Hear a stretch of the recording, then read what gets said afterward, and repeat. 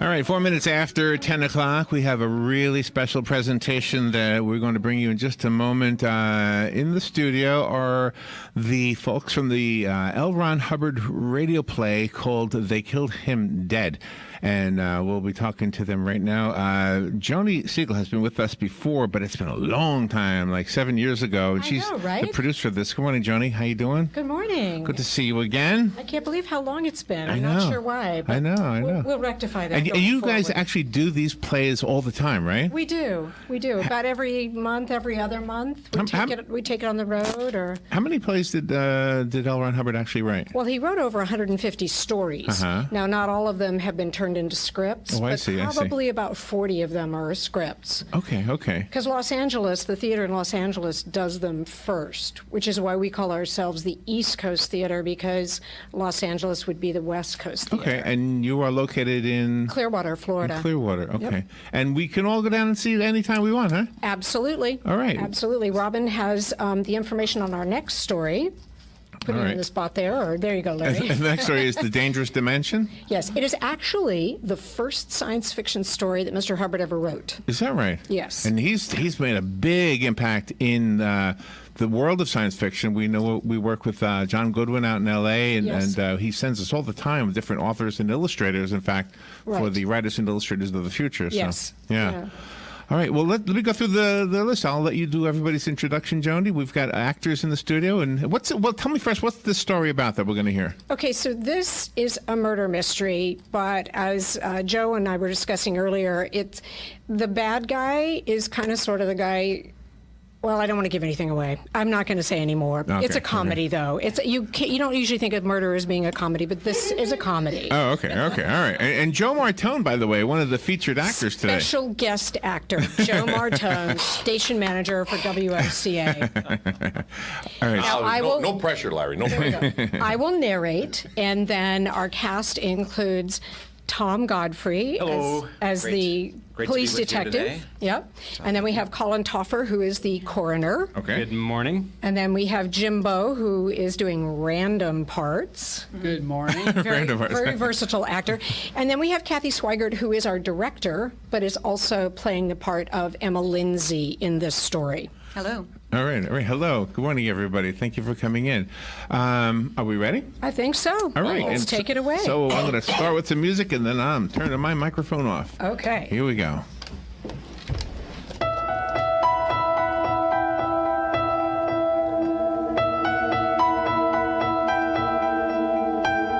They Killed Him Dead by L. Ron Hubbard.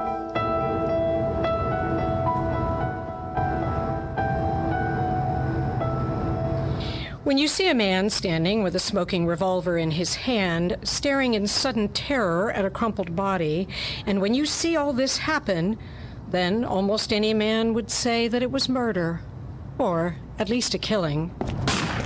Careful Cassidy, rounding a corner an instant after the shot slapped sharply through the murky street, considered it as such. The man who held the pistol was beginning to relax, slowly, sagging with the realization of what he had done. He still stared at the dead one.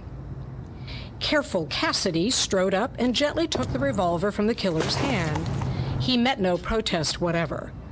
The light in the center of the street, striking the man's face, showed a thin mouth and thin nostrils which quivered slightly.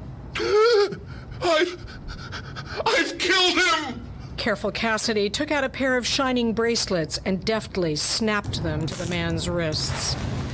Then he knelt professionally over the crumpled heap of dirty clothing and felt for a heartbeat. That, unsuccessfully done, Cassidy turned the body over and inspected the wound, which was dead center between the man's eyes. Stick around, said Cassidy to the killer. I'm Cassidy from the Homicide Squad. And you couldn't have picked a neater minute for the job. And you couldn't have done it better.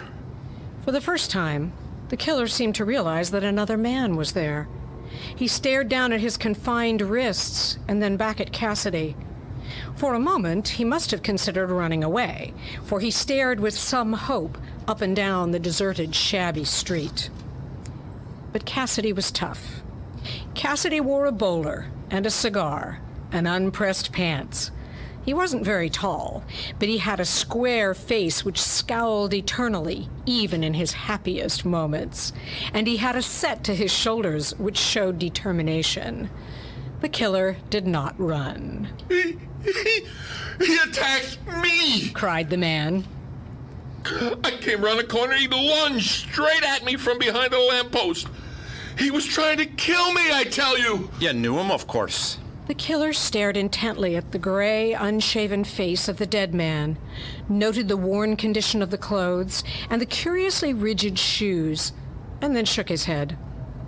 No, I didn't know him! He looks like a mob gunner. Ventured Cassidy. But that don't mean anything, of course. Supposing you step into this drugstore with me and let me call in the wagon. Cassidy herded his captive into the store and called headquarters. When he came out again, he noticed, with some annoyance, that a crowd had begun to gather. He held them back from the corpse and waited. Soon sirens came and bluecoats unloaded themselves and loaded the stiff and the killer. Open and shut. Cassidy told the sergeant. The sergeant looked at him, remembered Cassidy's reputation, and said, If you say so, it must be so. Did you see it done? Not exactly, but I almost saw the stiff fall. Let's go, boys. They went. When they got back to headquarters, Cassidy sent for the coroner. He was confident of his procedure. It wasn't usual to leave a stiff lying around on the street, and the case, as he had said, was open and shut. And that was all there was to it. All he had to establish now was the motive, if it had been a killing of spite. To that end, he sat down across from the killer and began to fire questions. Very careful questions, which showed that Cassidy knew all about his business. I tell you! Wailed the killer finally. I didn't even see him there! He just jumped out at me and started to fight! And he had a gun in his hand! And he fell down, and I picked it up! Then he tackled me again, and I gave it to him! My name, officer, is Smith. I'm not the kind of fella that goes around bumping guys off just for the fun of it. I never saw him before, and all I know is that I had to shoot him to keep him from shooting me. I'm a bookkeeper by trade, and I don't have anything to do with gangs or anything. He just jumped me, and I had to shoot him. Said careful Cassidy, elevating his cigar to a firing angle and looking very careful and wise. It looks kind of funny to me, but investigation will bring it all out. Yes, I'm sure it will. He saw that Smith was securely locked in a cell and then went down the corridor saying, at every third step, and scowling hard as though deep in thought. He met the coroner outside and favored that dapper man who stood twirling his pince-nez upon its black cord with a scowl deeper than the others. I say, Cassidy. Began the coroner. Tut-tut, Brent, tut-tut. Don't give me any of your foolish theories. I know what I'm doing, and I wouldn't do anything which wasn't right. After all, I've got to think of my reputation. That man says his name is Smith. They all say that. He says he's a bookkeeper, and that must be a lie, too. He says the man attacked him, and that he shot the guy with the guy's own gun. But that's a lie, too. But Cassidy... But me no buts, Brant. You don't know about these things, and there isn't much use in your butting into this. Stay with your stiffs, and leave me the live ones. My reputation's too good to be questioned on this matter. Didn't I practically see it happen? Yes, Well, but... damn it, out with it. Now, the fact is, Cassidy, that this man was not killed with a gun. He was stabbed to death with a knife. Careful Cassidy had reason to blink. He saw then that he had been careless in spite of everything. Should have looked very carefully about the street for other weapons. But then, damn it, he hadn't he? He had everything down in his report and everything ready for the investigation. And now Brant said... What was that again? I said that the fellow was killed with a knife.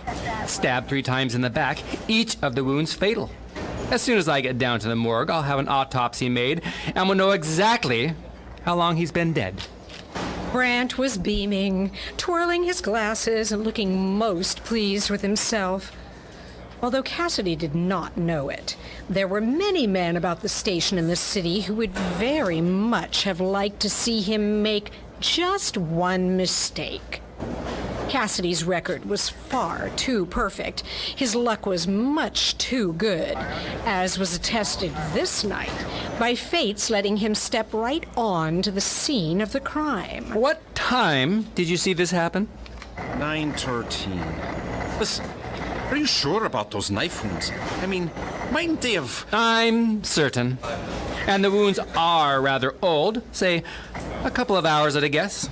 He was dead before he was shot. But damn it! Scowled Cassidy. This guy Smith said that the fellow attacked him. And if that's the case, then Lord, but the guy must have been dead at the time. Cassidy stomped back for a look at the stiff, which was about to be removed. He saw that the coroner was right. 3 knife wounds, deep and fatal knife wounds, any one of which would have done the job, were very apparent in the man's back. Cassidy was so agitated by this discovery that he merely flipped through the papers found on the dead man. The fellow was probably some petty thief from the looks of his loot, but Cassidy could not find further identifying clue. Scowled Cassidy. I get the Parsons killer dead to rights. I get the Sanderson case open and shut. I get those dead bankers all solved. I even turned the juice into the governor's killer. But now I have to take a beating for some dumb hood nobody either knows or cares about. With wrath at such a state of affairs, bubbling and seething like a cauldron of poison in his vitals, he decided that he had better go back to the scene of the crime. He did not miss Brant's knowing look as he went out. They were laughing at him.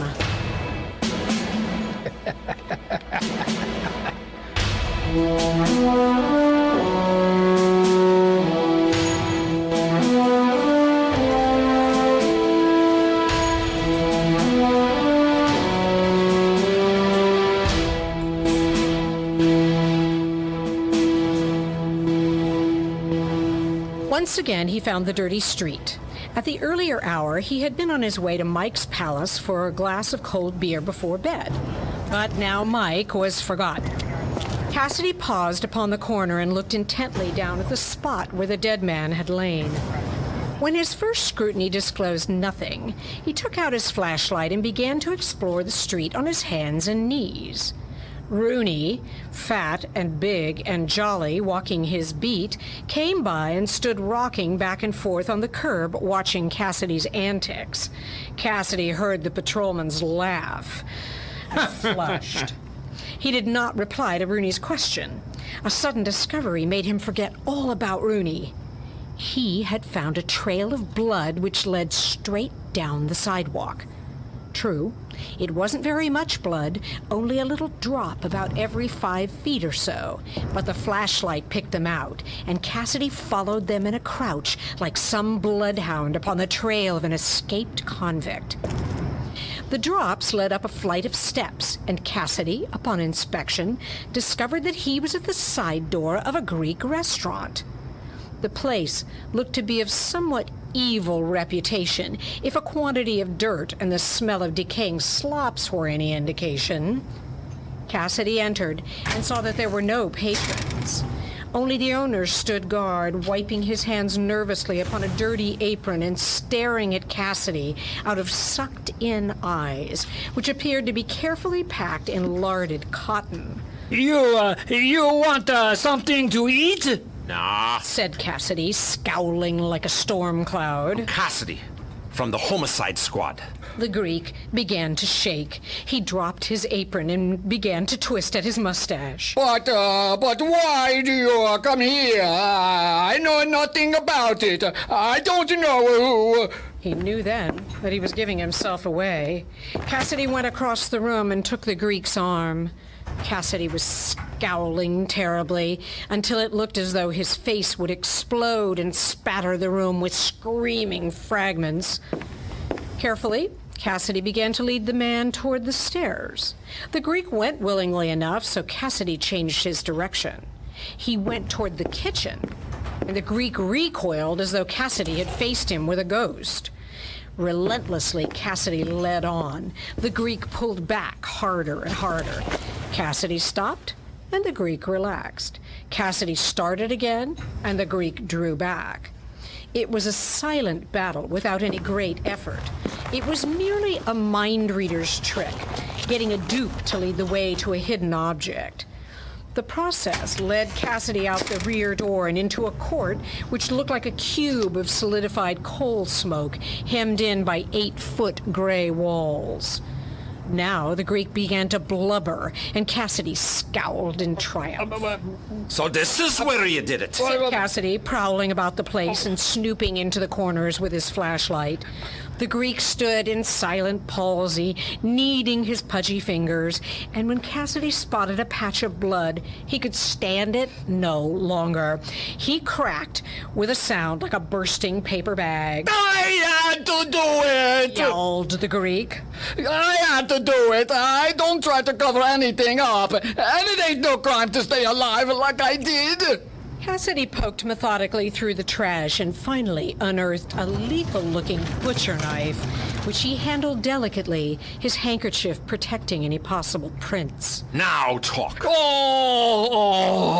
I knew there was nothing good coming of this. I knew it. Listen to me. Tonight, some feller has been sneaking over the back of that wall, stealing things from me. So tonight, I'm here cleaning me some rabbits, and this feller jumps right out on top of my neck. He was 6, 7, maybe 8 feet tall, and he had a gun, and he yelled, "I'm going to kill you!" And then he was all over me. And what could I do? I got this knife, and so I stab him. Likely story. He called a wagon on the Greek's phone, and soon the patrol arrived in the Black Maria, and the Greek was loaded in.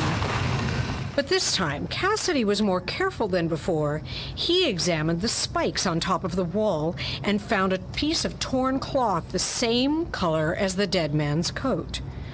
This he took, waving it like a battle flag, and sat himself down beside the Greek in the wagon. Back at headquarters, he saw that the Greek was locked up for further investigation. He did not believe the man's story in full, although the piece of cloth seemed to mean something. But he had at least made some attempt to solve this crime in a proper, careful fashion. Now he had the killer, and that was that. He went down to the morgue and was startled to see that Brant was still there. Brant had a cat and cream expression on his face, but Cassidy disregarded that. Somewhat loftily, Cassidy said, I got it now. A Greek killed him in the back of a restaurant. I never fail, Brant. And that's saying more than you can for coroners. Uh-huh. This cloth matches, and that's that. The Greek killed him, and we'll find out the real story behind it in the morning. Brant, in his white apron, still swung his glasses on their black cord. By the way, Cassidy, I might venture to say that... Tut, Brent. Nothing more to say about it. Don't crow over it. Someday you'll regret it. That wasn't a mistake of mine. That was a mere oversight. And I would have seen it myself if you hadn't... But the corpse... Began Brant, patiently and sarcastically. Damn the corpse! Cried Cassidy in terrible disrespect. What's wrong with the corpse now? The time of death was about 6 o'clock. About 6 o'clock. And the knife wound... What's the matter with the knife wounds? I thought they were fatal. And now, I suppose, you're going to tell me that he died from water on the kneecap or something. Not quite, old fellow, not quite. You see, the fact is...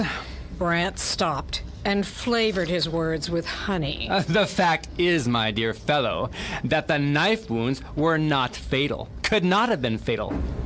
Because... Cassidy felt the sweat starting out of him, and the cigar he chewed drooped. Go on, damn it. Because he died from a broken spine and internal injuries. Cassidy jumped as though stung. Go on, this isn't funny.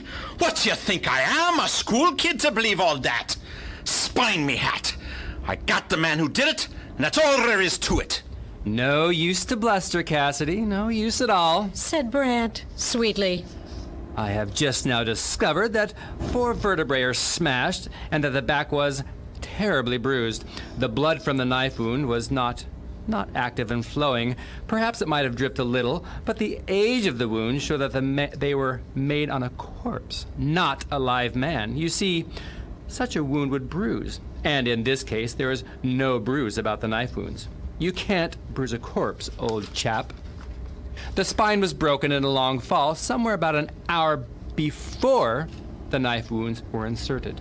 Cassidy heard Brant laughing behind him, and in another's shoes, he would have laughed himself. Indeed, the thing was funny when you came to think of it. Impossible, too. But the coroner was always right, and... The question is... said Cassidy to himself, drooping and feeling slightly ill, and that somebody was making a fool of him. The question is, where did the guy get his busted spine?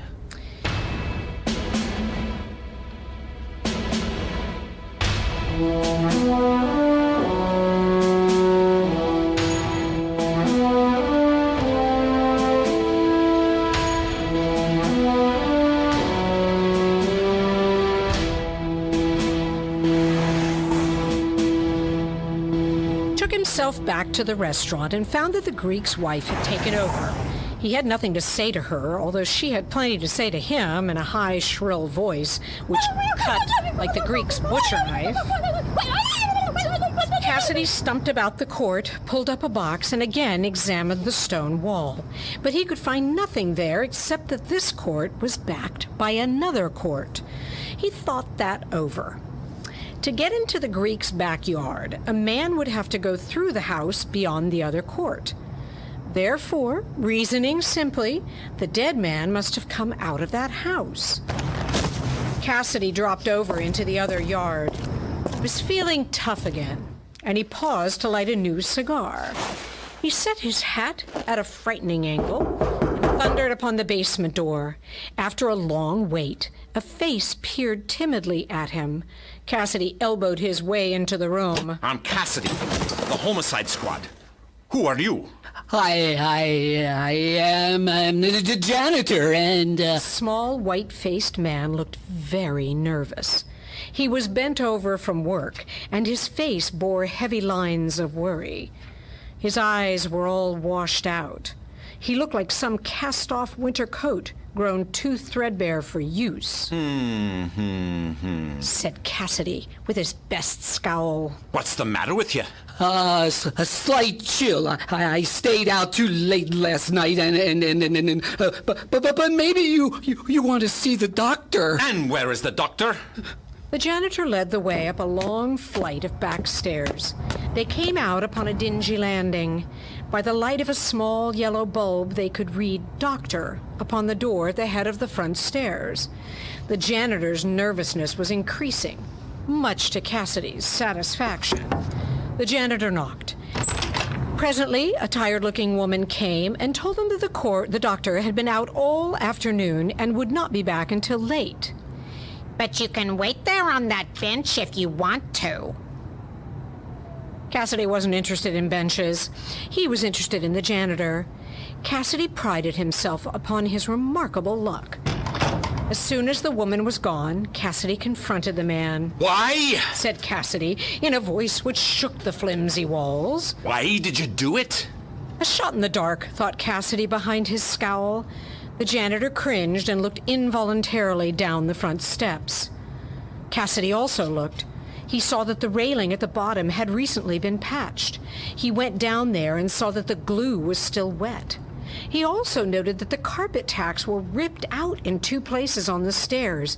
It was very plain to him then. Come clean, said Cassidy to the janitor. I've got the goods, and you better tell me all about it, and fast. The flash of a shield and the scowl did the trick.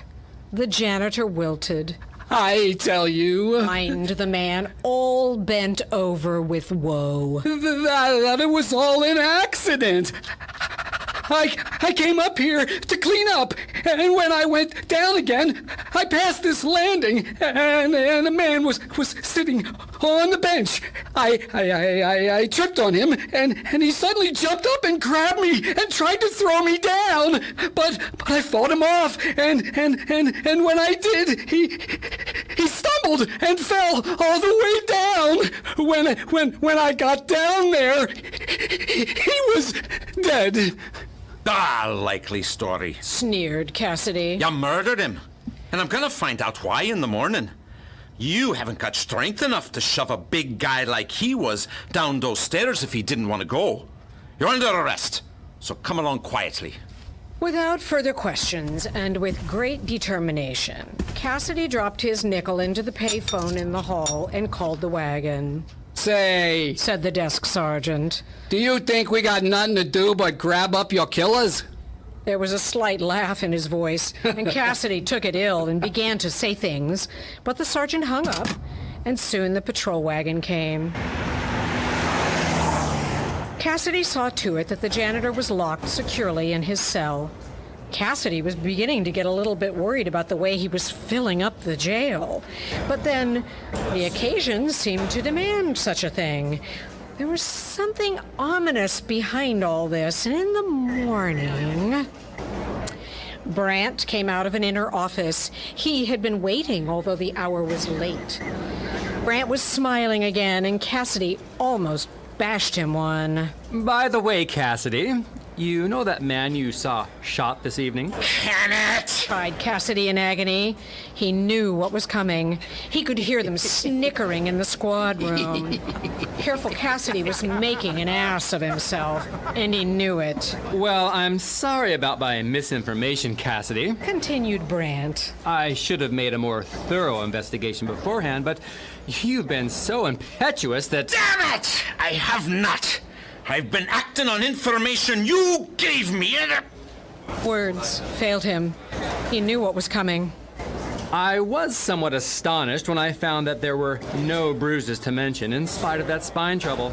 And so I went to work and took the whole cadaver apart, and I found... Cassidy moaned. What did you find? Brant drew out a dinner ring. It was a cheap affair, set with small, gaudy stones. It was big and sharp and green. Brant let it sparkle in the light. This was in his throat. In his throat? Yes, I'm sorry to say that this was the cause of death. He swallowed this ring, choked on it, and then died when it lodged across his windpipe. This is a joke! No, I assure you it is not.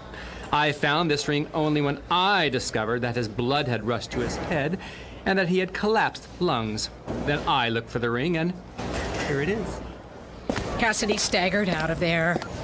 He went to his desk and found that he had carefully saved the papers and the small items he had taken from the dead man. He found among them 2 other rings of the same size as the emerald-colored one. He also found a wallet with a $1 bill in it. This wallet looked as though it had come from a bigger pocketbook, perhaps a woman's, in that the wallet smelled of face powder and perfume. It contained a driver's license which bore the name Emma Lindsay and the address of 224 Spring Street. Cassidy was haggard. They were still snickering in the squad room. Careful Cassidy's reputation was slowly going up in smoke, and it had to be over a bum nobody cared about at all.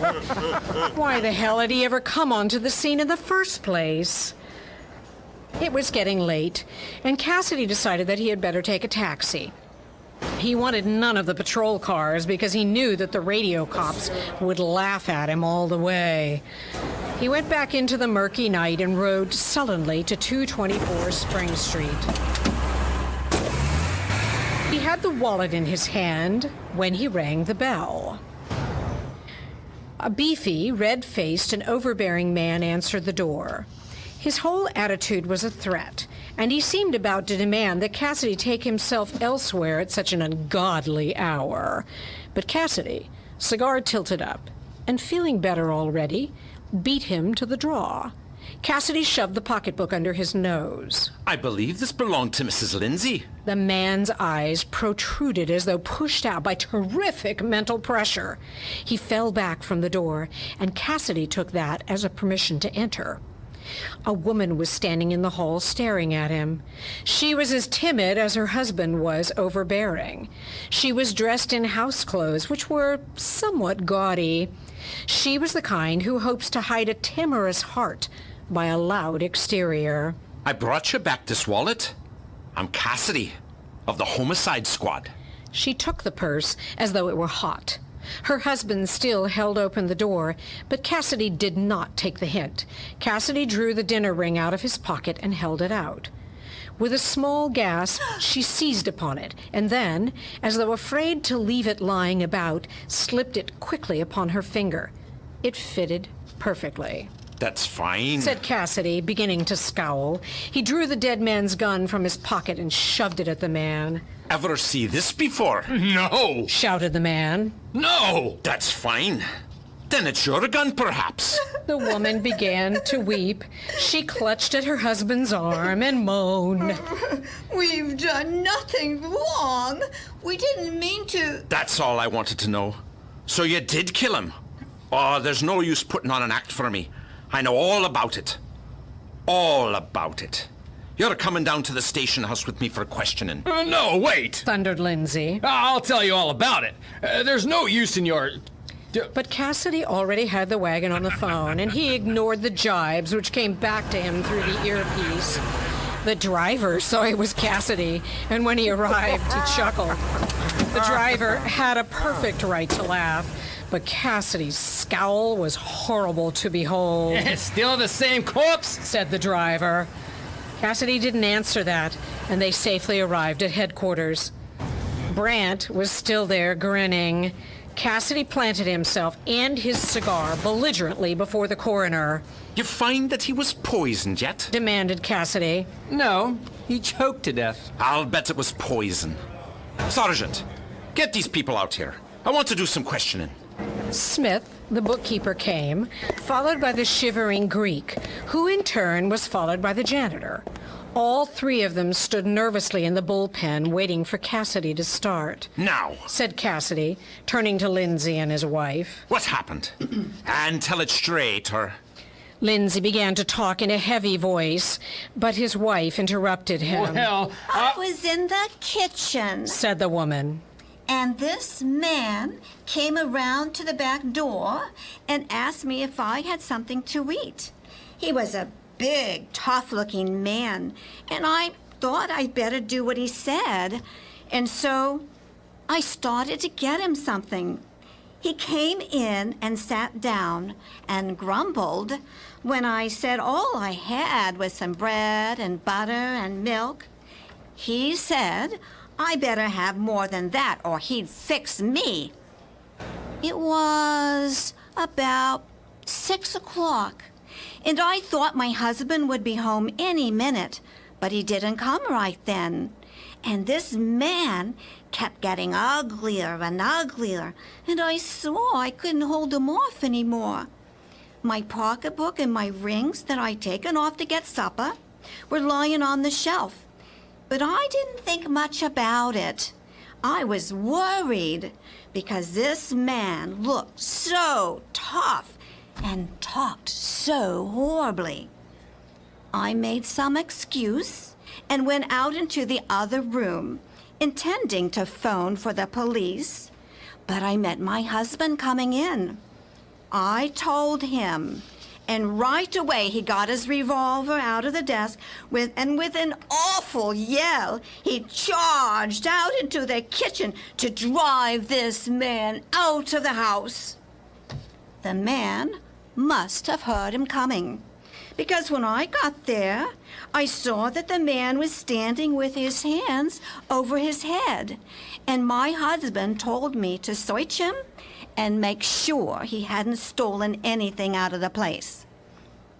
Then, all of a sudden, the man turned red and blue in the face and began to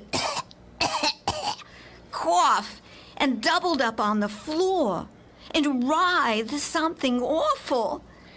So my husband got scared. He thought, maybe we better not call the police, as that would mean a lot of unpleasant publicity, and we couldn't stand that.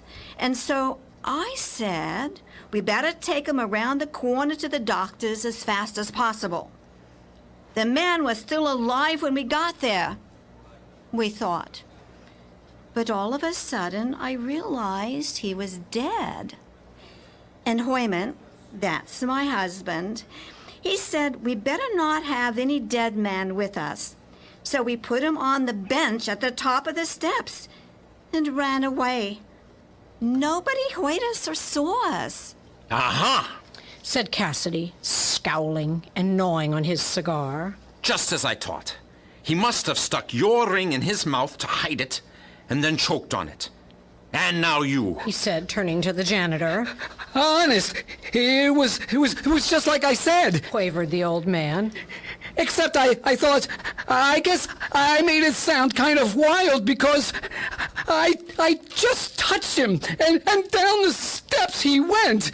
And then, being scared on account of thinking I killed him, I carried him out to the back myself before anybody saw him and dumped him over the garden wall into the next court. Cassidy's scowl was most terrible to behold, and the janitor folded into himself like an accordion. Cassidy's glare passed on to the Greek, and the Greek, who had been fully prepared for this onslaught, immediately lost all his wits. He stammered and kneaded his pudgy fingers and shuffled his feet. Come on, out with it. Just what did you do? The Greek whimpered. I didn't mean any harm.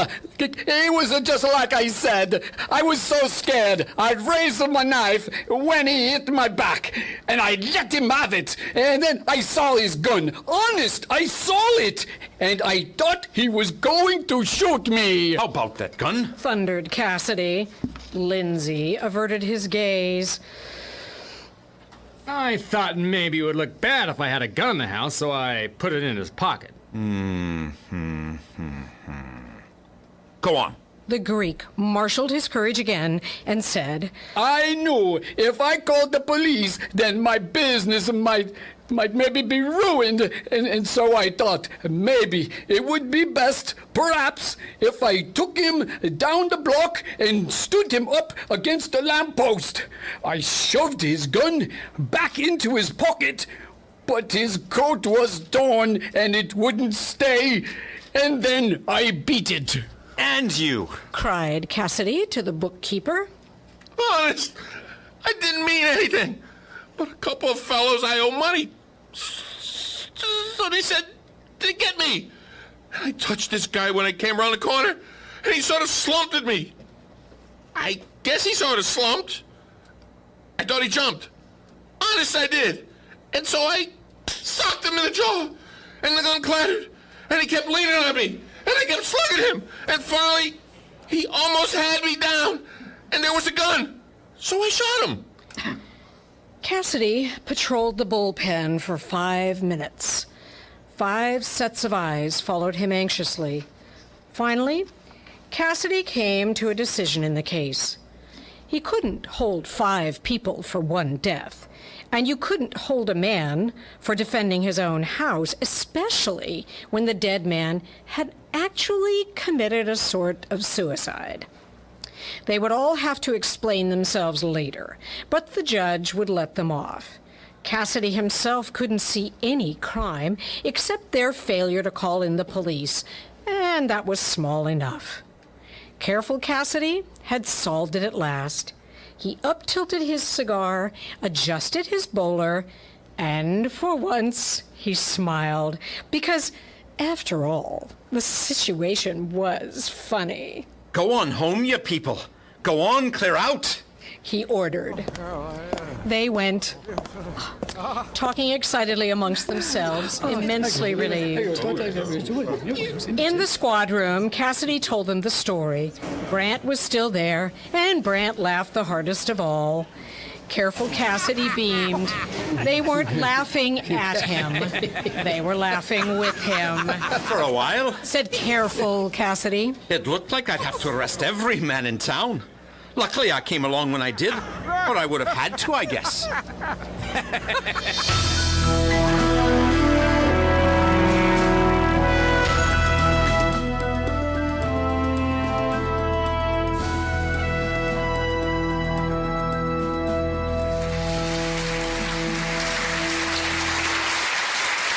Wow, that was pretty nice. Thank you, everybody. Wow, that was very good. Wow. Did you guess what happened? Yeah. I mean, before we told you what happened. No, I didn't guess it beforehand. No. No. There's no real clues to this one. Yeah. So you do this a lot? I mean, We do. how many times have you done this particular one? Oh gosh, we've probably done this particular story at least a half a dozen times. It's really one of my favorites because it's got several different characters. So typically we'd have more actors, but because we're in the studio, we kind of condensed it a bit. Nice. But it's a funny story. So are any of you involved with the audiobooks that come out of Galaxy Press? We No. talk about them all the time. No. No, because they recorded them They recorded them way before we even started the theater in Los Angeles. Okay. Yeah.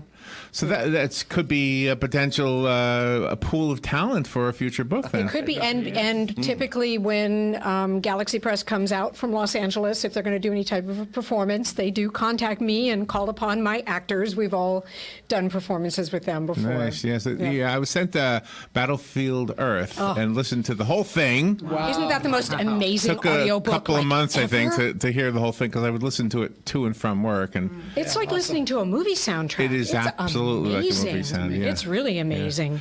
I'm sorry. Go I ahead. love the fact that you're all animated for all of your separate characters. I mean, gosh, you bring props, you do hand movements. I love the cigar. I just think it's pretty amazing. Well, we're used to doing it in front of a live audience. And so in some need all ways, the help we this can is a get. little bit easier because we really can read. But in front of a live audience, we will have a little bit of action, especially in some of the Westerns. Yeah. But I was wondering if the props actually help you. Do they get you in character? Yes. Yeah. yeah.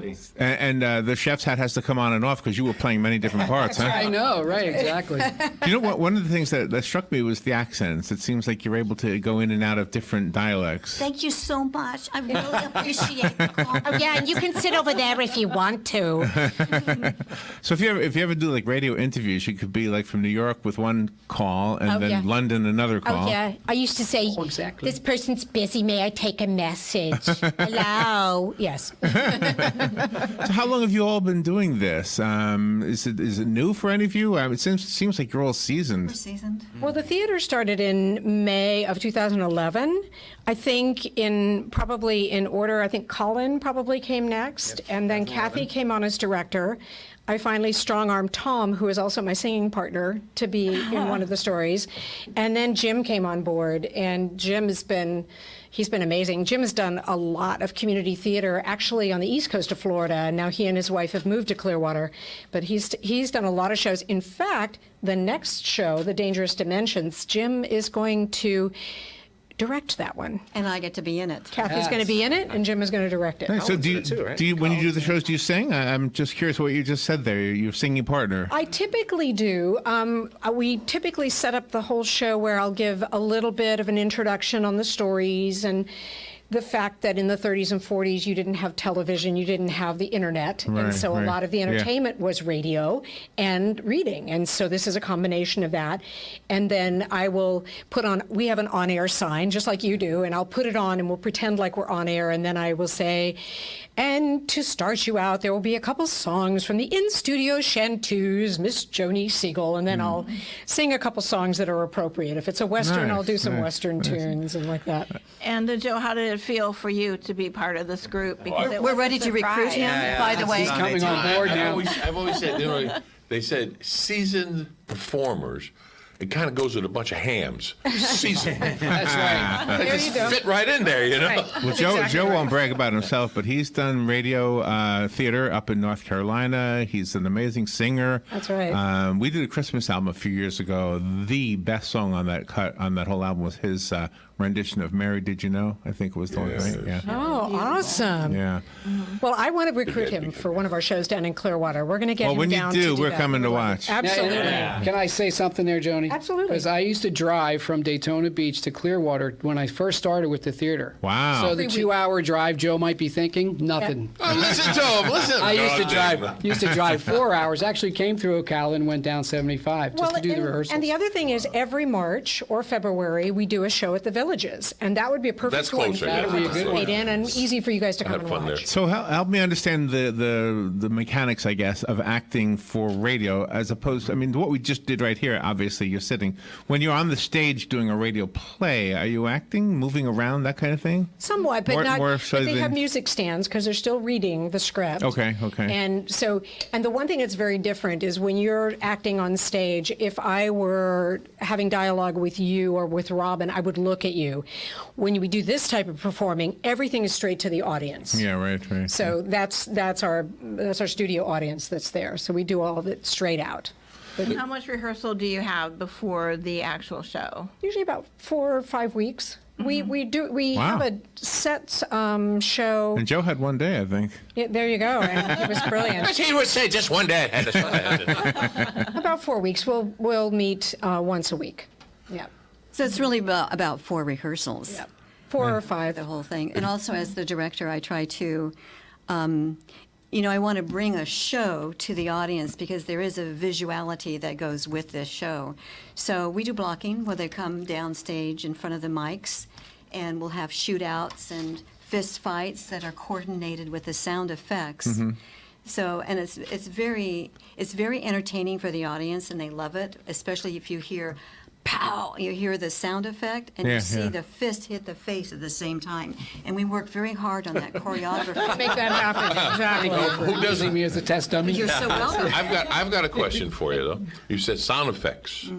Is it electronic or is it Foley? It's electronic. It's all electronic. It's all- no, today it was electronic. It's always I'm on that stage. way. It's always electronic. Same way. Yeah, so you have Same to- way. you have Yeah, to we time- You basically have to time it just right. As the actor. we brought you the same setup that we use in our shows. Same laptop and everything. Did L. Ron Hubbard ever get a chance to hear his stories done this way? I don't think so. I don't think he did. Wow. I don't even know if he intended it, but I think he'd enjoy it. Yeah, I'm sure he would. Well, just like Battlefield Earth as an audiobook. yeah. It's hard to imagine that he wouldn't like that. Oh, Yeah, that is such an amazing production, I think. Well, I've he's a listened huge to that about supporter 3 of times. Artists in general.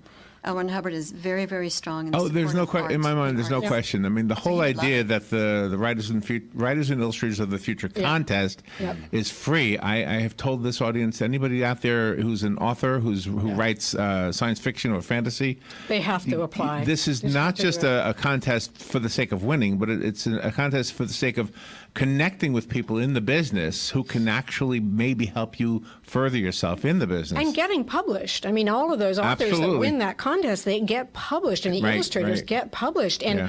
one of the whole reasons, and you probably already know this, that Mr. Hubbard set up that whole contest was because it's so hard to get published sometimes. Do you know? And so Well, he wanted to give an opportunity for budding young writers to get published. And what I understand, correct me if I'm wrong, is that he kind of abhorred arrogance.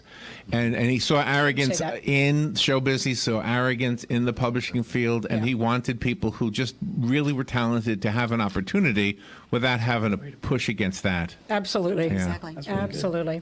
How do you choose what stories you're going to do?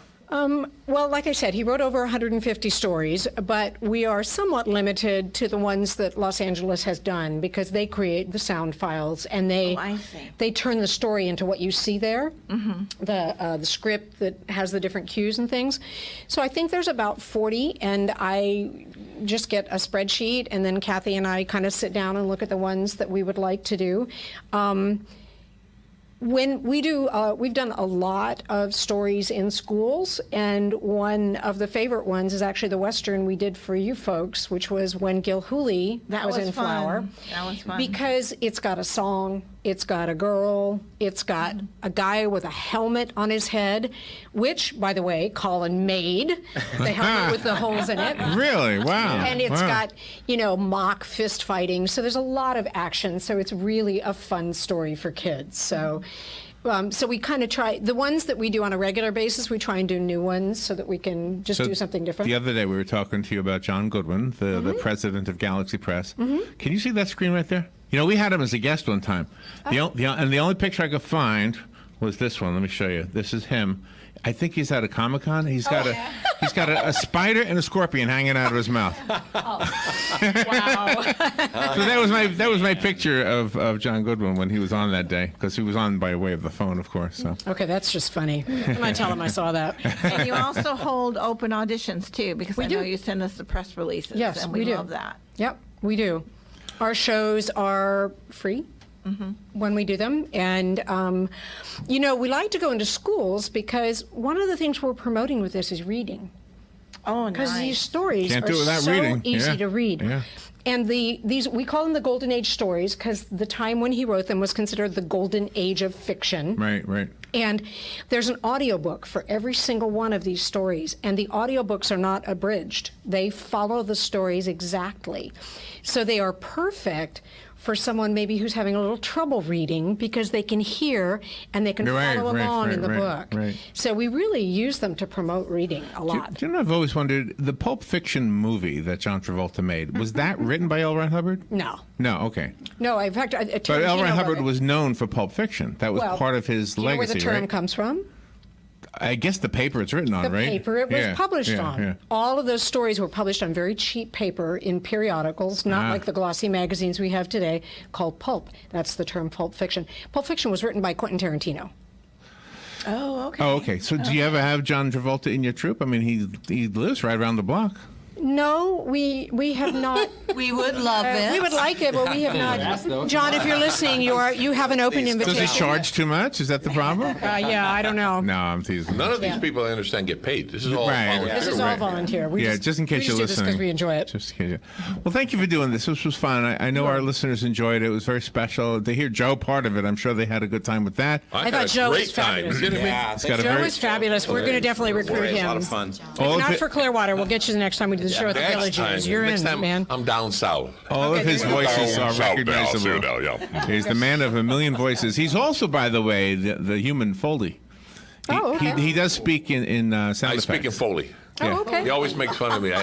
When I talk, I'm Italian, so I talk my hands. Everyone has to stay at least 3 feet from me or they get knocked out. That's number one. And I always say zip, bang, boom whenever I'm talking about something. If he was It's in not a- like, he shot the gun, and I say the gun, but I don't say the gun. He shot the gun, ding, whatever. That was a BB gun, by the way. Thank you, everybody. Did we talk about the next show? Did we say when it was? We can have- talk about it. Okay, Sure. so the next November, show. here we go. We'll Yeah, go the shoot next for show November. is August 18th, and the story is called The Dangerous Dimension. And as I said, it's the very first science fiction story that Hubbard wrote. A lot of people think he was just a science fiction writer, but he wrote most of these 150 stories before doing science fiction, because at the time, science fiction was all about machines and robots. And so the publishers of a magazine wanted him and another author to write some stories that had people in them. So this is a science fiction story. We're going to perform it at August 18th at 6:30 p.m., and it will be at the Scientology Information Center at 500 Cleveland Street in Clearwater. If you would like to come, call Amber at 727-467-6966. It's free. All right. Thank you again for coming up here. Do you want to leave us with a website or anything so we can get a hold of you, or email or anything? Yes, our web. I just think on my website. Yes, our website is ECGAT, which stood for our original name, which was East Coast Golden Age Theater. So ECGAT.com. Okay, very good. Joni, Joe, and everybody else, thank you for doing this. This was fun. Thank you. It was fun. We'll It be, was a blast. we'll be right From the back. past.